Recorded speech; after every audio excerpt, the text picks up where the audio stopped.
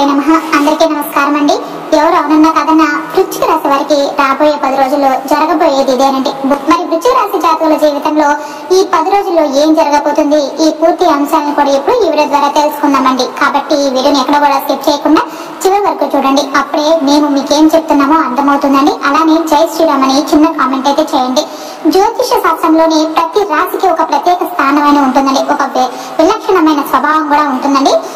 ఆ కోవలో వృశ్చిక రాశికి ఒక విశిష్టమైన గుర్తింపు ఉంటుంది. ఈ వృశ్చిక రాశి మిగిలిన రాశుల కంటే కూడా భిన్నమైనది మరియు లోతైనది. వీరిని అర్థం చేసుకోవడం ఒక సవాలండి. కానీ ఒకసారి అర్థం చేసుకుంటే అంతకంటే గొప్పవారు దొరకరు. మీరు లోతైన సముద్రం అంత మనసు, అగ్ని పర్వతంత పట్టుదల, ఏదైనా సాధించాలనే తపన మీరు సొంతమండి. మీరు మామూలు వ్యక్తులు కారండి, మీరు యోధులు. జీవితంలో ఏ కష్టం వచ్చినా కూడా వెనకడుగు వేయని తీరులు అనమాట. కానీ గడిచిన కొన్ని నెలలుగా, కొన్ని రోజులుగా మీలో చాలా మంది పడుతున్న వేదన, అనుభవిస్తున్న సంఘర్షణ నాకు బాగా తెలుసండి.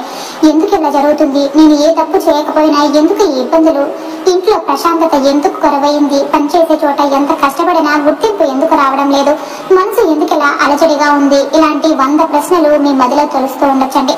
పైకి మీరు గంభీరంగా, ధైర్యంగా కనిపిస్తున్న లోపల ఓ అంతు చిక్కని తుఫాన్గా మిమ్మల్ని అతలాకుతలం చేస్తుందని కూడా నాకు తెలుసండి.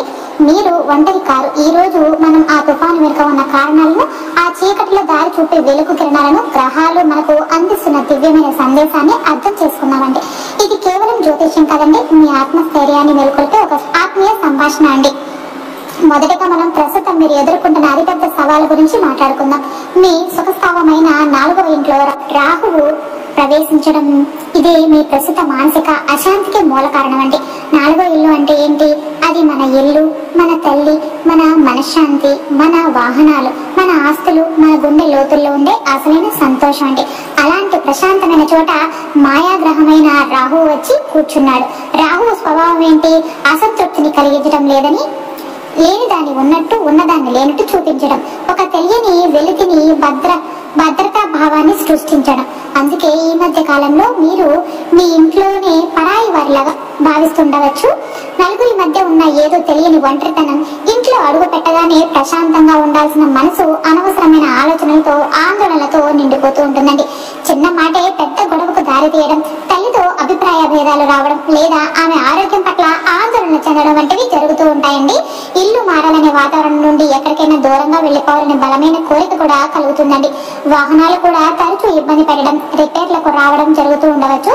ఇది రాహువు సృష్టిస్తున్న మాయాజాలం. ప్రశాంతమైన నీటిలో రాయి వేసి అలజడి సృష్టించినట్లుగా మీ మనశ్శాంతిని దెబ్బతీస్తున్నాడు.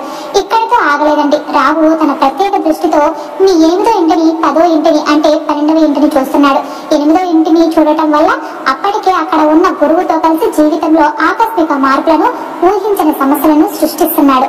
తెలియని భయాలు, రహస్య శత్రువుల బెడద వంటివి ఎక్కువ అవుతూ ఉంటాయండి. మీ ఉద్యోగ వ్యాపార రంగంలో ఒక రకమైన అత్యాశను, ఎంత సాధించినా కూడా ఇంకా ఏదో సాధించాలనే అసంతృప్తిని కలిగిస్తూ ఉంటాడు. ఈ ఉద్యోగం నాకు సరిపోదు, నా స్థాయి ఇది కాదు అనే భావనను పెంచుతూ ఉంటాడు. 12వ ఇంటిని చూడటం వల్ల అనవసరమైన ఖర్చులు, నిద్రలేమి, పీడకలలు, విదేశాలకు వెళ్లాలనే తీవ్రమైన కోరిక వంటి వాటిని కలిగిస్తూ ఉంటాడండి.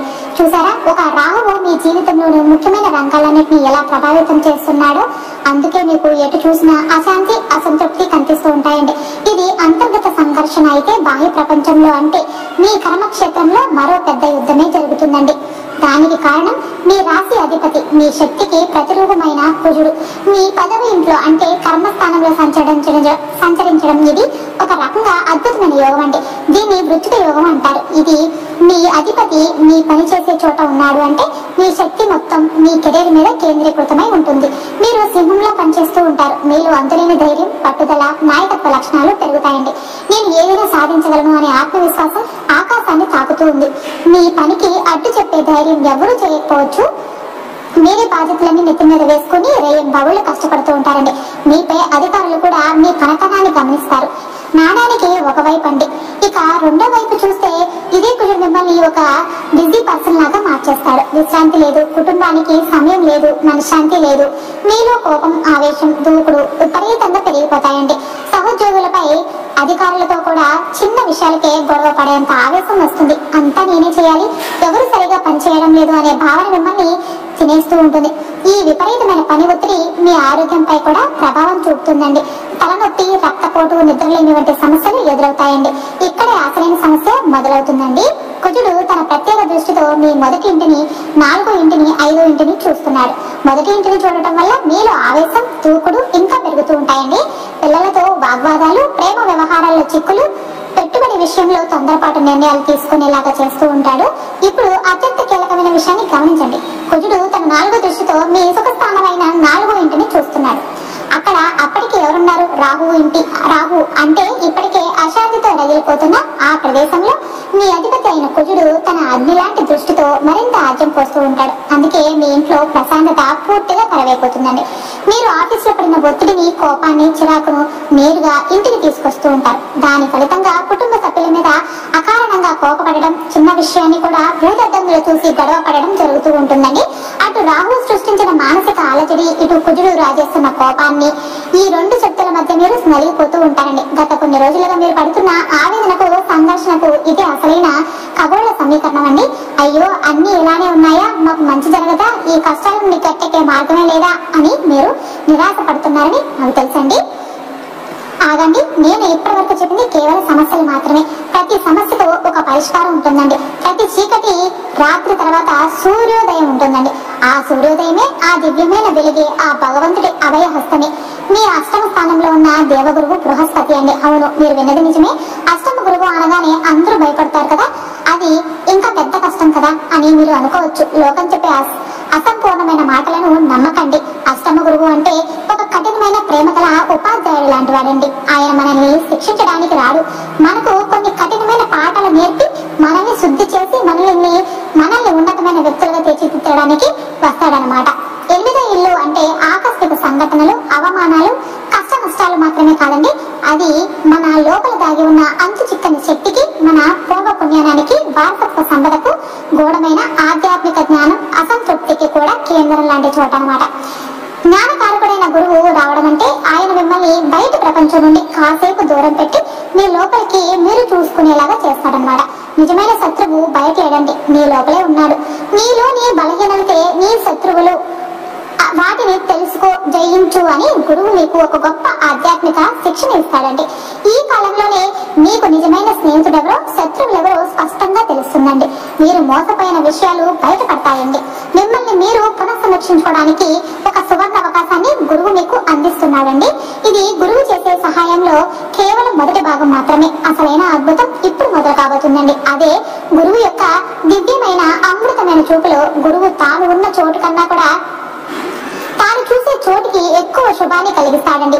గురువు తన 5వ, 7వ, 9వ ప్రత్యేక దృష్టిలతో 3 అద్భుతమైన స్థానాలను చూస్తున్నాడండి. మొదటగా గురువు తన 5వ దృష్టితో 12వ ఇంటిని చూస్తున్నాడు. 12వ ఇల్లు అంటే ఖర్చులు, నష్టాలు, ఆసుపత్రులు, విదేశీ ప్రయాణాలు, నిద్ర.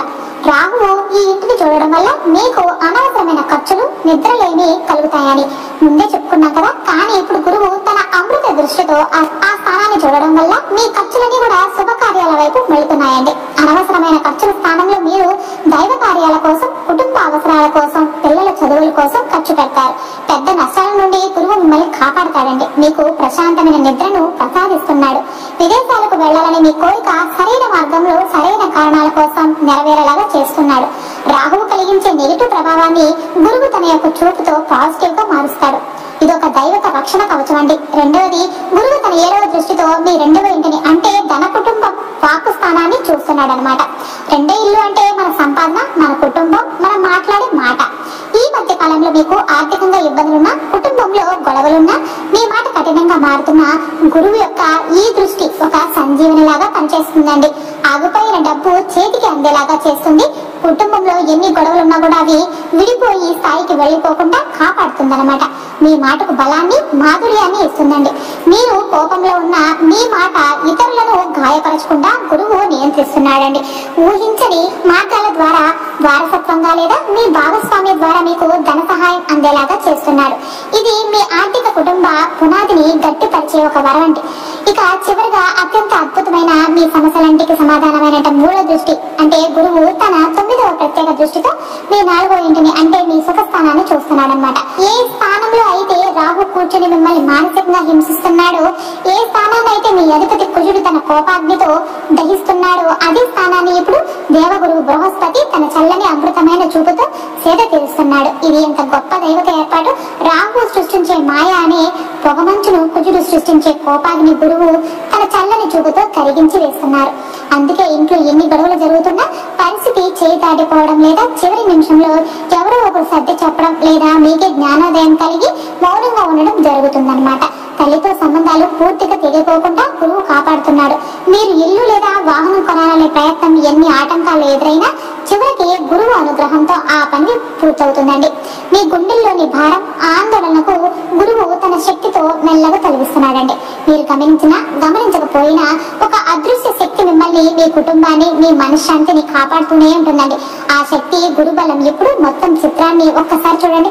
ఒకవైపు రాహువు కుజుడు మిమ్మల్ని ఒక పరీక్షకు గురి చేస్తున్నాడు. మిమ్మల్ని కష్టపెట్టి ఒత్తిడికి గురి చేసి మీలోని శక్తిని సహనాన్ని పరీక్షిస్తూ ఉన్నారు. మరోవైపు గురువు ఒక రక్షకుడు లాగా, ఒక గురువు లాగా మీకు అండగా నిలబడి మీ వ్యయాలను, మీ కుటుంబాన్ని, మీ మనశ్శాంతిని కాపాడుతూ ఉన్నాడండి. ఇది ఒక ఆధ్యాత్మిక యుద్ధం. శక్తిని పనిలో ఉపయోగించండి, కానీ ఆ కోపాన్ని ఇంటికి తీసుకురాకండి. రాహువు కలిగించే అసంతృప్తిని చూసి భయపడకండి. అది మిమ్మల్ని ఉన్నత స్థానానికి చేర్చడానికి కలిగించే ఒక తాపత్రయమని అర్థం చేసుకోండి. అష్టమ గురువు ఇచ్చే కష్టాలను చూసి కుంగిపోకండి. అవి మిమ్మల్ని వజ్రంలాగా తీర్చిదిద్దడానికి పెట్టే స్థానాన్ని తెలుసుకోండి. మరియు ఓటమి నుండి విజయం యొక్క సంకేతం. ఈ గ్రహాల పరీక్ష నుండి మీరు బయటకు వచ్చినప్పుడు మీరు మునుపటి కంటే శక్తివంతంగా, జ్ఞానవంతంగా, ప్రశాంతంగా, మరింత దృఢంగా తయారవుతారండి. మీ నిజమైన బలం ఏంటో మీకు తెలుస్తుంది. మీరు కేవలం తుఫాన్లో చిక్కుకున్న నావ కాదు, ఆ తుఫానుని శాసించే శక్తి మీలో ఉంది. మీ రాశి అధిపతి కుజుడు. శక్తిని మీ అంతరాత్మలో ఉన్న గురువు నాలెడ్జ్ ని ఉపయోగించుకోండి. ధ్యానం చేయండి, హనుమంతుడిని తలుచుకోండి, పెద్దల మాట వినండి. ఈ గడ్డు కాలాన్ని ఒక శిక్షణగా భావించండి. మీరు పరీక్షల్లో ఖచ్చితంగా గెలుస్తారు. ఎందుకంటే దైవికమైన గురుబలం అడుగడుగునా మిమ్మల్ని కాపాడుతూనే ఉంది. ధైర్యంగా ముందుకు సాగండి, విజయం మీదే. వృశ్చిక రాశి వారికి ఇక రాబోయే 10 రోజుల్లో మీ జీవితంలో ఎలాంటి అద్భుతమైన మార్పులు, అవకాశాలు తీసుకురాబోతున్నాయో వివరంగా తెలుసుకుందామండి.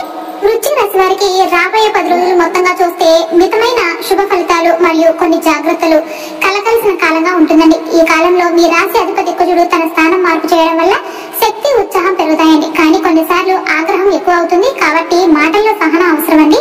కార్యాలయంలో కొత్త పనులు మొదలయ్యే అవకాశాలు ఉంటాయి. పై అధికారులు మీ పనిని గమనిస్తారు. కాబట్టి వ్యాపార రంగంలో భాగస్వాములతో మంచి అవగాహన అవసరమండి. లాభాలు క్రమంగా వస్తాయి, కానీ తొందరపాటు నిర్ణయాలు తీసుకోవద్దండి. ఆర్థిక విషయాల్లో ఖర్చులు పెరిగే అవకాశం ఉన్నప్పటికీ ఆకస్మిక లాభాలు కూడా వస్తాయండి. స్నేహితులు, బంధువుల నుంచి సహాయం లభిస్తుంది. ముఖ్యంగా పెద్దల సలహాలు మీకు ఉపయోగపడతాయండి. కుటుంబంలో చిన్నపాటి విభేదాలు వచ్చినా మీరు చాకచక్యంగా పరిష్కరించగలుగుతారనమాట. ఆరోగ్యపరంగా జీర్ణ వ్యవస్థపై శ్రద్ధ పెట్టాలండి. విశ్రాంతి తీసుకోవాలి. ఈ 10 రోజుల్లో ప్రయాణాలు అనివార్యమవుతాయండి. కొన్ని ప్రయాణాలు మీకు శుభప్రదం అవుతాయి.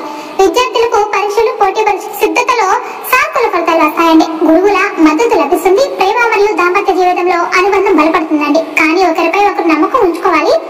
సైగ్రహ ప్రభావం వల్ల పాత పనులు ఆలస్యం అవుతాయండి, కానీ చివరికి విజయవంతం అవుతాయి. దేవాలయ దర్శనం, ఆధ్యాత్మిక కార్యక్రమాల్లో పాల్గొనడం మానసిక శాంతి ఇస్తుందండి. మొత్తానికి 10 రోజులు వృశ్చిక రాశి వారికి అవకాశాలు, సవాళ్లు కలిసిన కాలంగా సహనం, ప్రణాళికల శ్రద్ధతో ముందుకు వెళ్తే మంచి ఫలితాలు అయితే సాధించవచ్చు అన్నమాట. మొదటగా మీరు గుర్తించుకోవాల్సింది, మీ రాశికి అధిపతి కుజుడు అంటే అంగారకుడండి. ఆయన అగ్ని లాంటి వాడు. మీలో ఉండే ఆవేశాన్ని, పట్టుదలకి ఆయన కారణం. కాబట్టి ఆ శక్తిని సరైన దారిలో పెట్టడానికి, ఆయన అనుగ్రహం పొందడానికి ఆంజనేయ స్వామిని మించిన దైవం లేరండి. ప్రతి మంగళవారం వీలుంటే దగ్గరలోని హనుమాన్ గుడికి వెళ్ళండి, లేదా ఇంట్లోనే ఉండి ఒక్కసారైనా హనుమాన్ చాలీసా భక్తిగా చదువుకోండి. గట్టిగా అరవాల్సిన పని లేదు. మనసులోనే ఆయన రూపాన్ని దలుచుకుని చదివినా చాలు. మీలో ఉండే అనవసరమైన కోపాన్ని, ఆవేశాన్ని తగ్గించి దాన్ని పని మీద పెట్టే